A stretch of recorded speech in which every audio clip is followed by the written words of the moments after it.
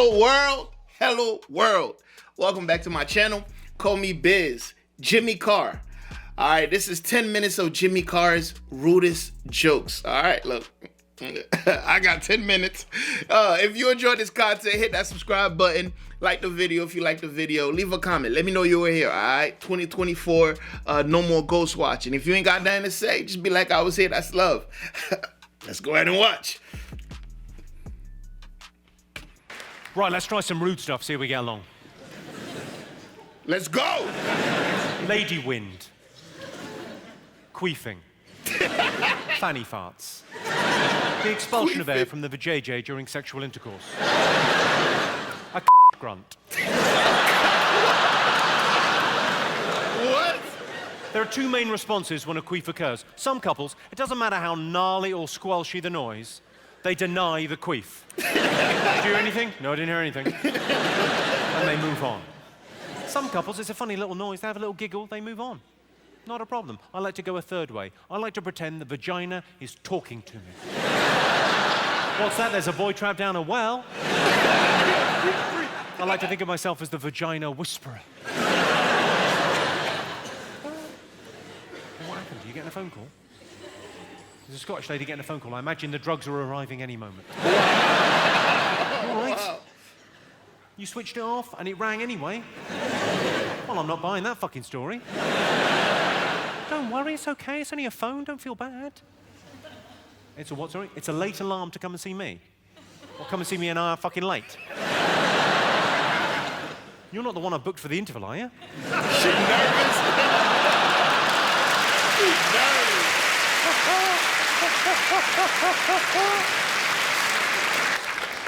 Are you all familiar with the Spider-Man, yes? Spider-Man! The sexual practice. What? Don't panic, I'll explain. The Spider-Man is a sexual practice whereby you're making love to a woman from behind. That's key to this operation. You're just about to arrive. You've got your happy face on. You look like a turtle shitting. You pull out, catch, Spider-Man!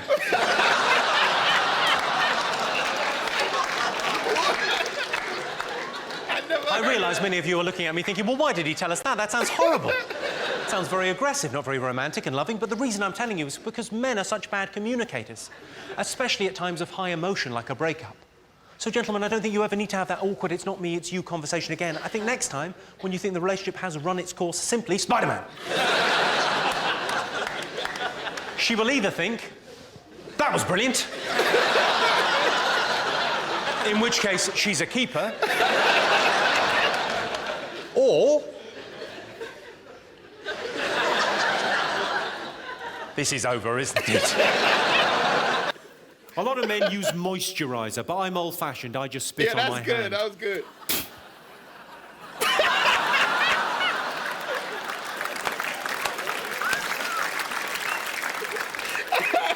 What did you think we were talking about?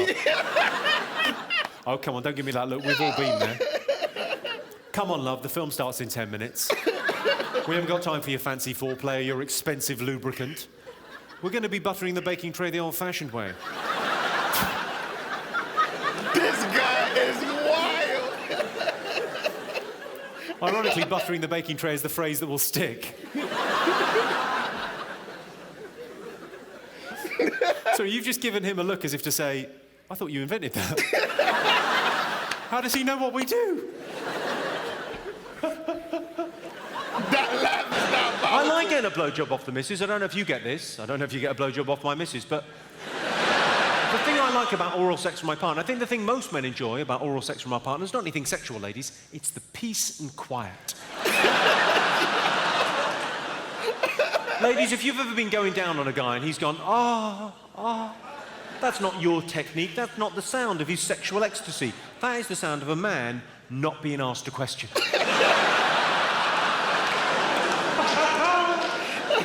I was at a party, I was chatting to a guy, he said, what does your girlfriend do? I said, anything but anal. I'm joking. She loves it. Yo. I'm in a long-term relationship, but I'm not married. Is anyone else in that situation?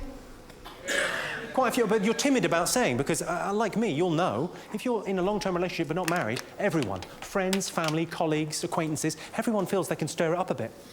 As soon as anyone hears, they go, have you thought about? You two, have you thought about? Trying to start an argument between us. I think it's very rude. So whenever anyone says to me, have you thought about? Thought about? Thought about? I always go, what, putting a third finger in? I could give it a go. I'm not sure it's what the relationship is missing. Maybe try the shocker. 2 in the pink, 1 in the stink. That's how that works. Sorry, too much?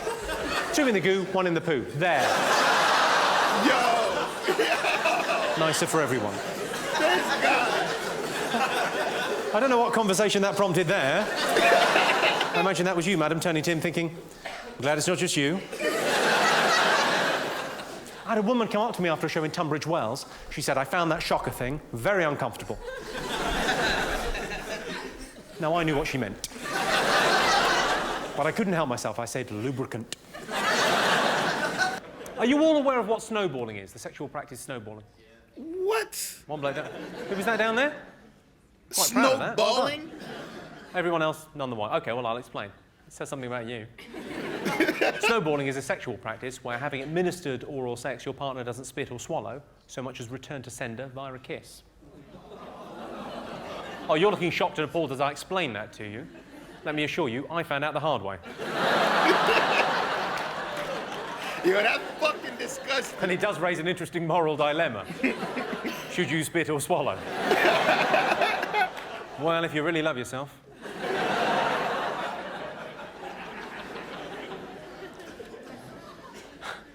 So I can see some friends of mine up there, and you're explaining that to your mum. Brilliant. Oh, what a brilliant day out that will be. What a lovely drive home. So this snowballing thing. Marvellous. A lot of men like it when the collars and cuffs match, but I wouldn't want to date a bald lady.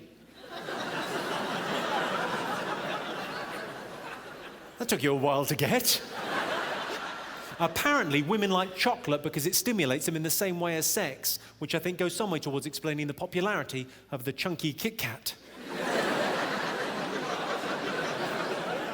I've never found chocolate to be an aphrodisiac. The only way a chocolate bar is going to help my sexual performance is if I use it as a splint. Or bait. Oh, bait.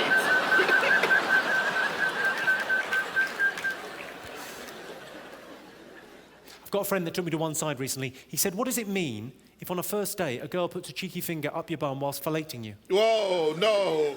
It means you're gay. I said, it means there's going to be a second date. When my first girlfriend choked to death, it was a terrible blow. I had to finish myself off. I got that one right off the My bat. girlfriend said to me recently, we can't have sex, I've got a headache. I said, I'm going to be right at the other end. Do you want to get back to me if you get a pain in your vajayjay? That's right, I said vajayjay, what of it? I've got an awkward question for you. It's awkward whether you're here on a first date or whether you're in a long-term relationship. It's awkward for everyone. Should you spit or swallow following oral sex? Goggles. Well, there's a fella there that loves the taste of spunk. Now, it's an awkward question. It's very much the cutting edge of sexual politics. I'm going to sort this out for you once and for all. You'll never have to think about it again, ladies and gentlemen. Should you spit or swallow following oral sex? It doesn't matter. Once I've ejaculated, I'm asleep. You can do what you fucking like. You can gargle the national anthem for all I care. As long as it doesn't wake me up or interfere with you calling your cab.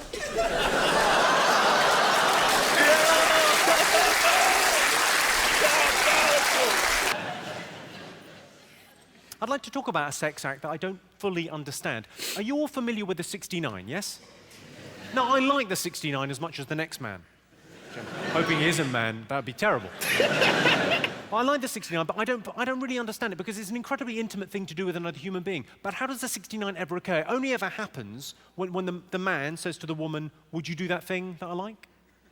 And the woman goes, yeah, all right, but only if you do that thing that I like. And the man goes, not a problem, away you go. And the woman says, no, because the last time I did the thing that you liked, you were a little bit sleepy afterwards. You fucked off to sleep. You said, we'll call it a 68. It's like a 69, but I owe you one. I like everything about the 69 apart from the view.